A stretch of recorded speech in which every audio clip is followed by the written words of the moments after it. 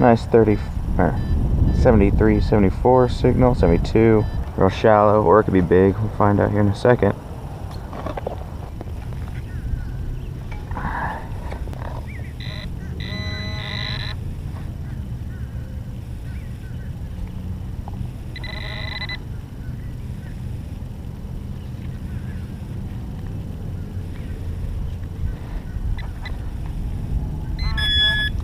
Alright, we got a little sling buckle here. They have like straps that would come up from the their canteen belt or web belt.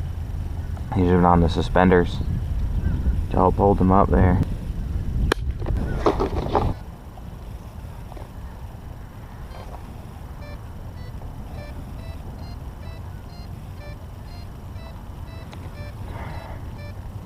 This is ringing beautifully. $50, dollar range.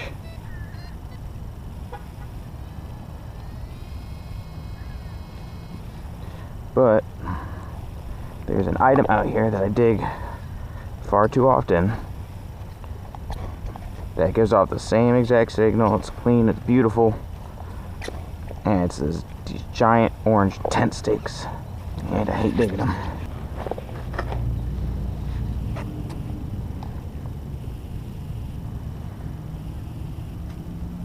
These are iron. This is aluminum. Could only assume this is a World War I dog tag. See if we can't get something out of it. Could see part of the service number. The name might be underneath some of this corrosion here. I won't really know until I get home and I could actually get a good scrub on it and try to clean it up a little bit more. But yeah, this is definitely a World War I dog tag. If I could get enough information off of it, might be able to return it to next of kin. I never get enough of finding these.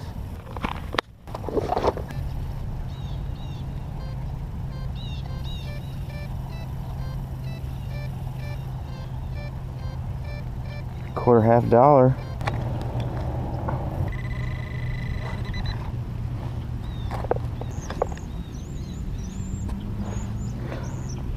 Wouldn't you know it? This is why they call me razor, folks. This is a top to a safety razor. This is the guard on the top. You had this, then your blade, then there's a piece right underneath that would allow the shaving cream as you shave and the hair to flow underneath it.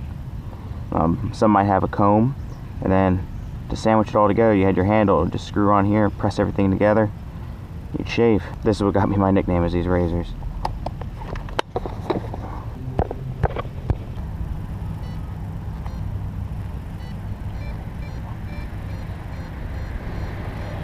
High quarter there.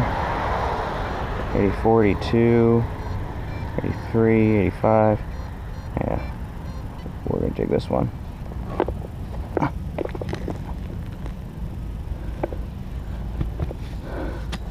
Don't need a pinpointer for that. Got a great seal button. Let's get this puppy cleaned up. Just a gentle massage. Quick rinse.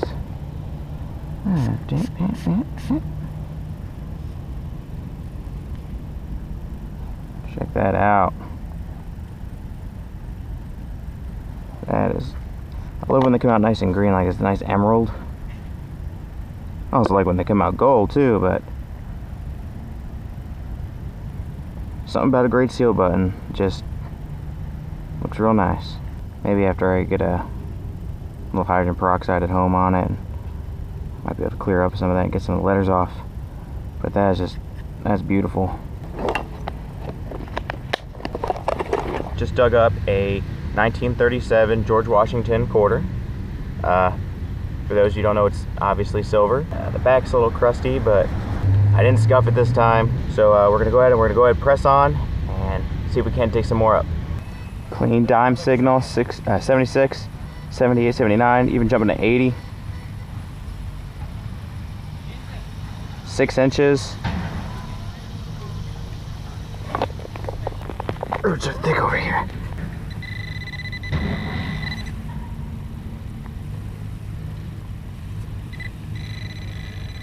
Oh, there we go.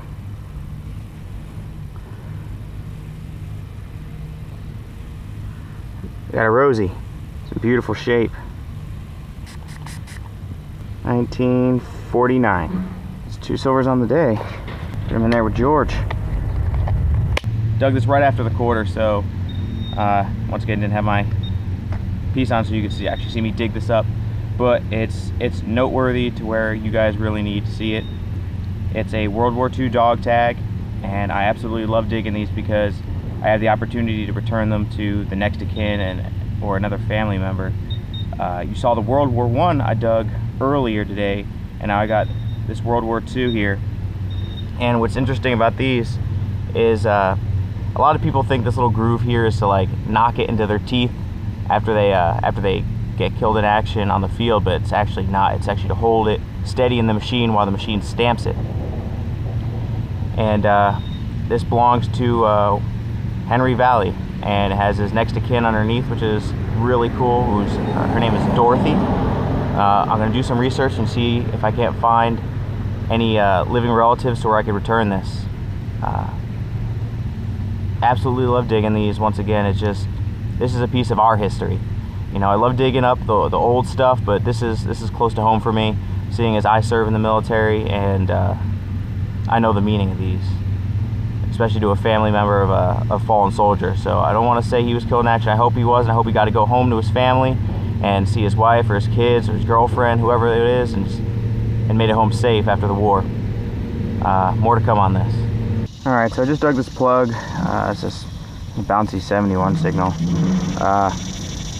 See if we can't figure out what we got down there. Yeah, it's right there.